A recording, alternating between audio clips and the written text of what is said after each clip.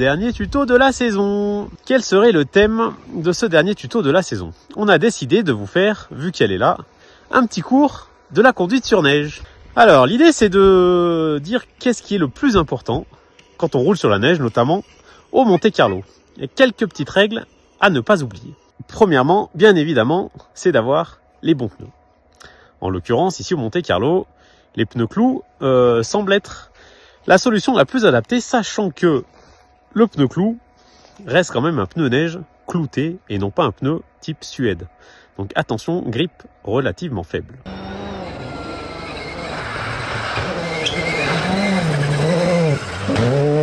On retrouve aussi différents types de grippe.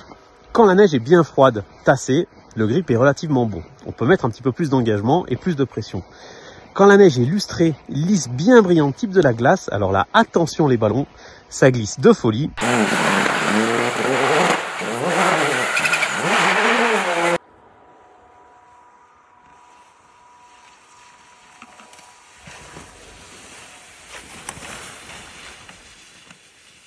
Quand le grip est trop faible, on peut utiliser l'appel contre appel et modérer sa prise de gaz. Ce qui semble important, c'est d'être plutôt à la cool, souple et détendu. Ça va? Alors la question, est-ce qu'on a besoin d'utiliser le frein à main sur la neige? J'ai envie de dire le moins souvent possible, mais c'est bien souvent plus facile de tourner au frein à main lorsque la pression de frein est trop faible et qu'on n'arrive pas à faire un transfert de masse suffisamment important. Le frein à main peut largement permettre de faire pivoter la voiture dans ces phases-là.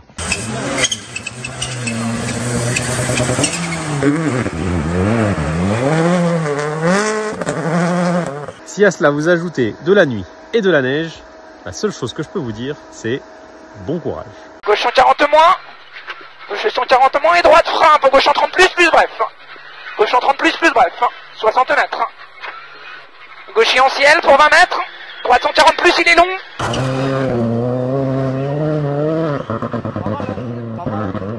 Bon, tout ce blabla, c'est bien beau, mais vous allez quand même pas écouter les conseils d'un Isérois. Nous, dans le Champsor, la règle, elle est très simple. C'est flat out.